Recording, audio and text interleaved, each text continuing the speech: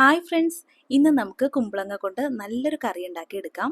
അതിനുവേണ്ടി കുമ്പളങ്ങ തൊലി കളഞ്ഞ് ചെറിയ ക്യൂബ്സ് ആയിട്ട് കട്ട് ചെയ്തെടുത്തിട്ടുണ്ട്. ഒരു പച്ചമാങ്ങ തൊലി കളഞ്ഞ് കട്ട് ചെയ്തെടുത്തിട്ടുണ്ട്.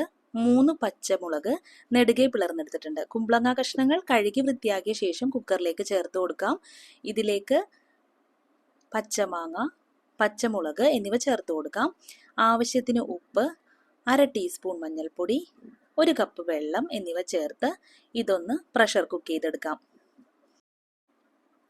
ഇത് അടുപ്പിൽ വെച്ച് ഒരു 3 വിസിലാകുന്ന സമയത്ത് നമുക്ക് ഫ്ലെയിം ഓഫ് ചെയ്യാം കേട്ടോ. ഇനി ഇതിലേക്ക് വേണ്ട അരപ്പ് റെഡിയാക്കി എടുക്കാം. അതിനുവേണ്ടി 1/4 കപ്പ് തേങ്ങ ഒരു മിക്സിയുടെ ജാറിലേക്ക് ചേർത്ത് കൊടുക്കാം. ഇനി ഇതിലേക്ക് 1/4 ടീസ്പൂൺ നല്ല ജീരകം ചേർത്ത് കൊടുക്കാം. 5 ചെറിയുള്ളി, 1 അല്ലി വെളുത്തുള്ളി എന്നിവ ചേർത്ത് കൊടുക്കാം.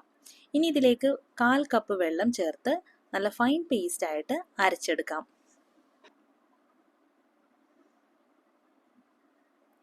മൂന്ന് വിസിലായപ്പോൾ ഫ്ലെയിം ഓഫ് ചെയ്തിട്ടുണ്ട്. ഇനി ഇതിൻ്റെ പ്രഷർ ഫുള്ള് റിലീസ് ആവുന്നത് വരെ വെയിറ്റ് ചെയ്യാം. തേങ്ങ നല്ല ഫൈൻ പേസ്റ്റ് ആയിട്ട് അരച്ചെടുത്തിട്ടുണ്ട്. ഇപ്പോൾ കുക്കറിൻ്റെ പ്രഷറൊക്കെ ഫുള്ള് റിലീസായി ഓപ്പൺ ചെയ്തിട്ടുണ്ട്. കുമ്പളങ്ങ കഷ്ണങ്ങളും മാങ്ങ കഷ്ണങ്ങളൊക്കെ നല്ലോണം വെന്ത് കിട്ടിയിട്ടുണ്ട്. ഈ ഒരു സമയത്ത് നമുക്കിതിലേക്ക് അരപ്പ് ചേർത്ത് കൊടുക്കാം.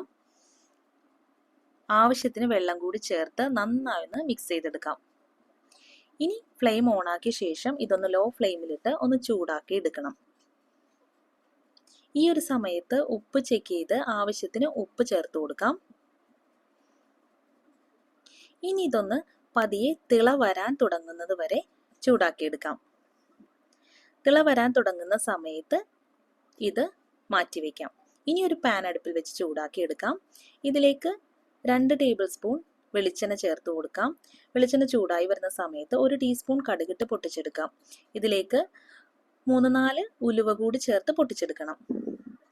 അതൊന്ന് പൊട്ടി വരുന്ന സമയത്ത് 5-8 ചെറിയുള്ളി സ്ലൈസ് ചെയ്തതും 2-3 ഉണക്കമുളക് ഒന്ന് കട്ട് ചെയ്തതും കുറച്ച് കറിവേപ്പില കൂടി ചേർത്ത് മൂപ്പിച്ചെടുക്കാം. ഇതൊന്ന് നന്നായി മൂത്ത് വരുന്ന സമയത്ത് ഇതിലേക്ക് കളറിന് വേണ്ടി 1/2 ടീസ്പൂൺ റെഡ് ചില്ലി പൗഡർ കൂടി ചേർത്ത് ഒന്ന് മൂപ്പിച്ചെടുത്ത ശേഷം ഇത് കറിയിലേക്ക് ഒഴിച്ചു കൊടുക്കാം. എന്നിട്ട് ഇതൊന്ന് പതിയെ മിക്സ് ചെയ്ത് കൊടുക്കാം. ഈ ഒരു മാങ്ങയിട്ട കുമ്പളങ്ങ കറി മോരുകറിയിലും അടിപൊളി ടേസ്റ്റ് ആണ് കേട്ടോ.